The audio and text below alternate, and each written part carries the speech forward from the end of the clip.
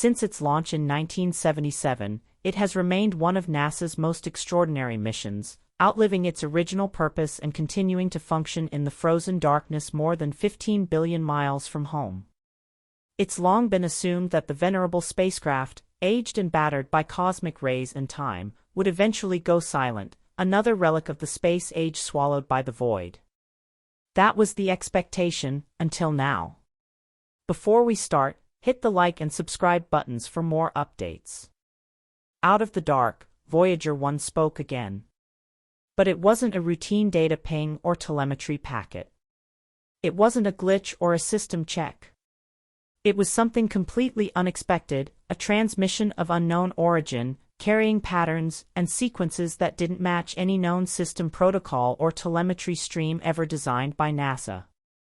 The signal wasn't just garbled static, it was intentional, ordered, and unlike anything scientists had received before from the probe.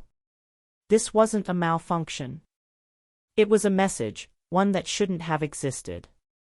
The transmission arrived as a narrowband signal from Voyager 1's high-gain antenna, captured by the Deep Space Network's massive 70M dish in Canberra, Australia. Initial attempts to decode the signal using standard analytical tools failed.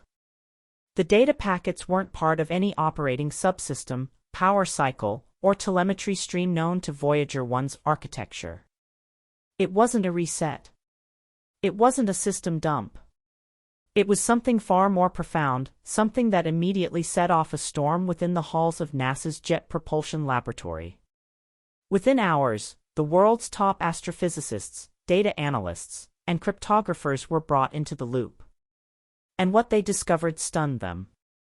The transmission consisted of a repeating sequence, 5 layers of patterns that cycled every 138 seconds.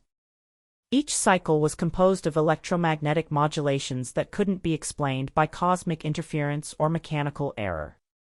The timing was precise, too precise for coincidence. The waveforms, when converted into audio and then visual spectrograms, revealed geometric symmetry, almost like a mandala or a fractal design rendered in frequency space. This was not noise. This was intentional. Something, or someone, had modified Voyager 1's systems from over 15 billion miles away. The first implication was horrifyingly simple: Voyager 1 was no longer under sole Earth-based control. Either some unknown cosmic phenomenon had altered the spacecraft's software in a precise, intelligent manner, or there was something, or someone, out there with the capability to interface with our technology.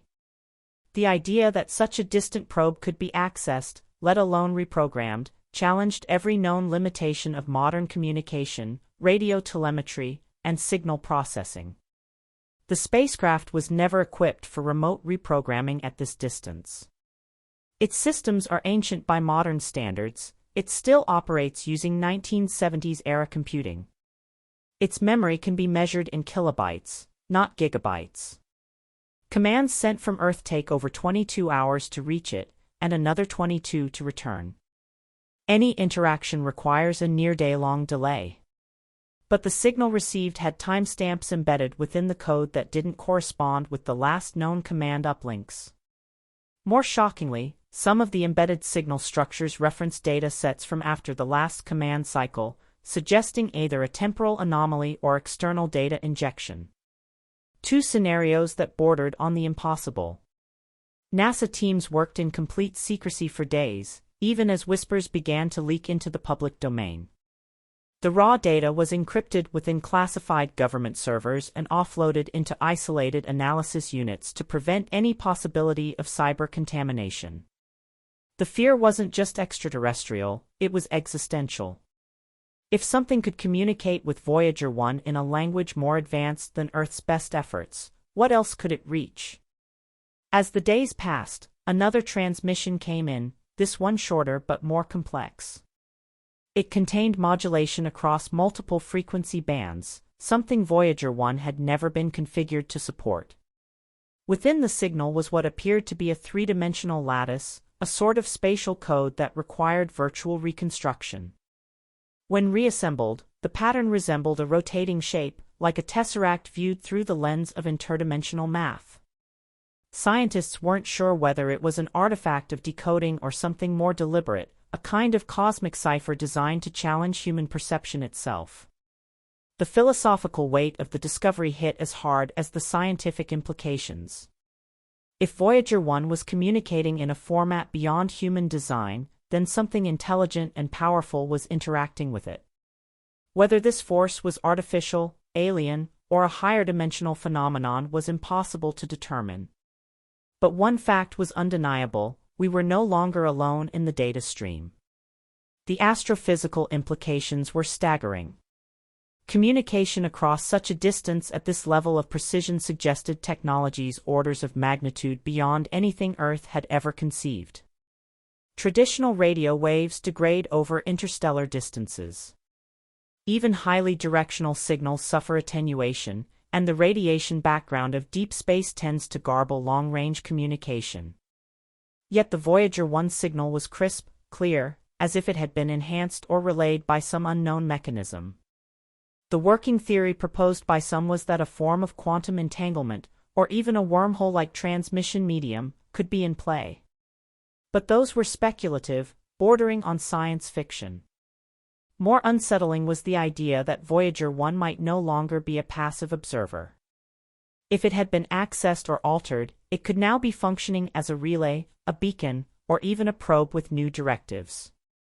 The very systems once designed to explore the solar system may now be tools for something else, something observing us in return.